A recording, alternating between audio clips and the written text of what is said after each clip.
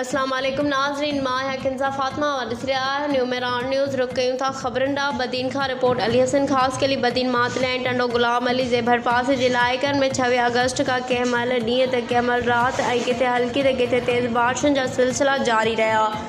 पर 28 अगस्त ऐं 30 अगस्त जे गुज़िरियल राति 2:30 वॻे खां मुसलसल तेज़ हवा सां गॾु कंहिं महिल तेज़ त कंहिं महिल हल्की बारिशात जो सिलसिलो जारी, जंहिं सबबि साबनदस्ती शहर जे ॻोठनि में बरसाती पाणी बीहजी वियो आहे। जॾहिं तालगे मातले जे नंढनि वॾनि शहरनि ॻोठनि ऐं ॻोठ अहमद बब्बर, ॻोठ जानी रिंद, ॻोठ पीरबख्श रिंद, ॻोठ मोहम्मद रिंद, ॻोठ मेरान आराई, ॻोठ कमाल आराई, ॻोठ सोनो आराई, ॻोठ सूबो गलहेड़ो, ॻोठ अलीबख्श गलहेड़ो, ॻोठ मुबारक गलहेड़ो, ॻोठ अब्दुल मजीद गलहेड़ो,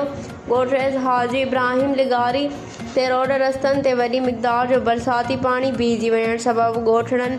में कारोबारी ऐं आम ज़िंदगी मफ़लूज बणिजी वई आहे। जॾहिं त मातले तालुके जे समूरनि यूसिन जे ॻोठनि में कचनि रोडनि रस्तनि ते कती जे फसलनि सारियुनि वोणनि मिर्चनि कमंद बसर टमाटर ऐं ॿियनि भाॼियुनि में वॾी मिक़दार जो पाणी बीहजी वञण सबबि फसलनि खे कापारी नुक़सानु पहुतो आहे। बरसाति में ॿाराणी में ग़रीब मिस्किन माण्हुनि हारियुनि मज़दूरनि जा कखाणा घर